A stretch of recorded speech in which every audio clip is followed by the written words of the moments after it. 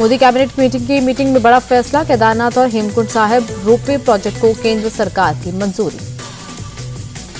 सोनप्रयाग से केदारनाथ के बीच 12.9 किलोमीटर लंबा होगा केदारनाथ रोपवे प्रोजेक्ट। निर्माण में 4081 करोड़ की लागत आएगी। केदारनाथ जाने वाले श्रद्धालुओं के लिए बड़ा वरदान साबित होगा रोपवे प्रोजेक्ट। 8 से 9 घंटे की यात्रा सिर्फ 36 मिनट में होगी।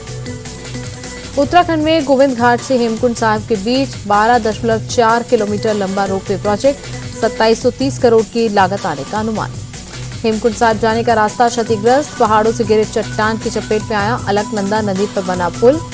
ट्रस्ट के अलर्ट के बावजूद प्रशासन ने नहीं की कार्रवाई। समाजवादी पार्टी विधायक अबू आजमी पूरे बजट सत्र तक के लिए निलंबित। औरंगजेब की तारीफ वाले बयान को लेकर एक्शन।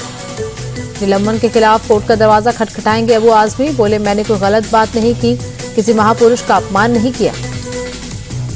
महाराष्ट्र विधानसभा से अबू आजमी के निलंबन पर अखिलेश यादव का अटैक। कहा, निलंबन से सच की जुबान पर ताला नहीं लग सकता। अबू आजमी के निलंबन पर उद्धव ठाकरे बोले, सिर्फ बजट सत्र से ही नहीं, उन्हें पूरी तरह निलंबित करने की जरूरत है।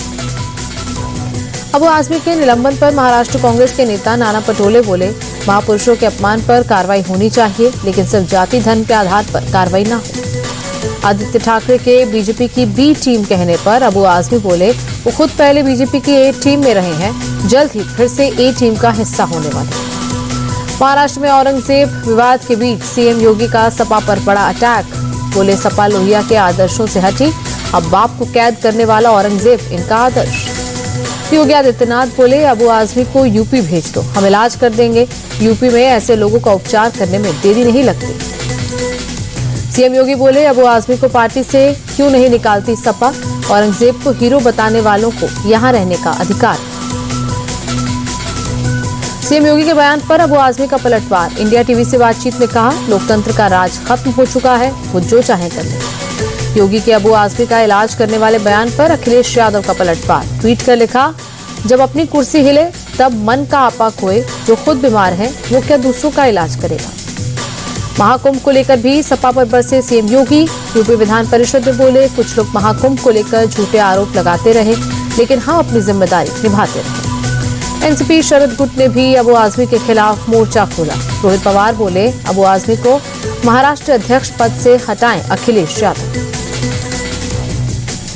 महाविकास अघाड़ी के विधायकों का विधानसभा के बाहर विरोध प्रदर्शन। शिवाजी महाराज पर टिप्पणी के लिए प्रशांत कोरटकर की गिरफ्तारी की मांग। आदित्य ठाकरे ने मुख्यमंत्री से एकनाथ शिंदे को बर्खास्त करने की मांग की। कहा, बहुत सारे घोटाले एकनाथ शिंदे के हाथों से हुए। महाराष्ट्र में फिर मंत्री बनाए जा सकते हैं छगन भुजबल। धनंजय मुंडे के इस्तीफे के बाद बनाए जा सकते हैं मंत्री। मुंडे के इस्तीफे के बाद अजीत गुट से बनाया जाना है मंत्री। महायुति की पिछली सरकार में मंत्री थे छगन भुजबल। सीएम रेखा गुप्ता के दौरे पर मंत्री मनजिंदर सिंह सिरसा बोले, सीएम के दौरे के वक्त सीलबंद मशीनरी अभी भी वहीं पड़ी मिली।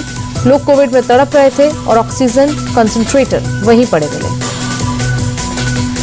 दिल्ली के मंत्री आशीष सूद बोले, विकसित दिल्ली का बजट बनाने का काम शुरू। यह विकसित दिल्ली का सपना देखने वाले लोगों का बजट होगा। दिल्ली सरकार में मंत्री कपिल मिश्रा बोले, दिल्ली का बजट यहां के लोगों का बजट होगा। मुख्यमंत्री रेखा गुप्ता दिल्ली की जनता से ले रही हैं राय। नीतीश के विधानसभा वाले बयान पर तेजस्वी यादव का काउंटर अटैक। बोले, मेरे पिता को उन्होंने सीएम नहीं बनाया, 2 बार मैंने उनको सीएम बनाया। बिहार विधानसभा के बाहर आजरी विधायकों का बैनर, पोस्टर और झुंझुना लेकर प्रदर्शन। रसोइयों और आशा मुमता का मानदेय बढ़ाने की मांग। बीजेपी ने भूपेंद्र यादव और डॉक्टर के लक्ष्मण को झारखंड का ऑब्जर्वर बनाया। राज्य में बीजेपी विधायक दल के नेता के चुनाव की जिम्मेदारी सौंपी।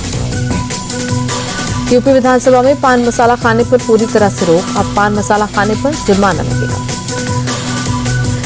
यूपी विधान परिषद में बीजेपी के मोहित बेनीवाल की मांग। मुजफ्फरनगर का नाम बदलकर किया जाएगा लक्ष्मीनगर। बीएसपी संगठन में एक बार फिर बड़ा बदलाव। मायावती के भाई आनंद ने नेशनल कोऑर्डिनेटर पद से दिया इस्तीफा। 2 दिन पहले ही मिली थी जिम्मेदारी। रणधीर बेनीवाल बनाए गए नए नेशनल कोऑर्डिनेटर। आनंद कुमार फिलहाल बीएसपी के राष्ट्रीय उपाध्यक्ष के पद पर बने रहेंगे। महाराष्ट्र के अहिल्यानगर जिले के कोल्हार गांव में मुस्लिम समुदाय ने खुद हटाई दरगाह। हाईवे किनारे बने दरगाह को हटाने के लिए प्रशासन ने दिया था 15 दिन का अल्टीमेटम। अलीगढ़ मुस्लिम यूनिवर्सिटी में हिंदू छात्रों को नहीं मिली होली मिलन कार्यक्रम की इजाजत। एएमयू प्रशासन ने कहा, कोई भी नई परंपरा शुरू नहीं होने दी जाएगी। पश्चिम बंगाल के आसनसोल में पोलो ग्राउंड में चल रहे हस्तशिल्प मेले में भीषण आग, काफी देर की मशक्कत के बाद आग पर काबू पाया।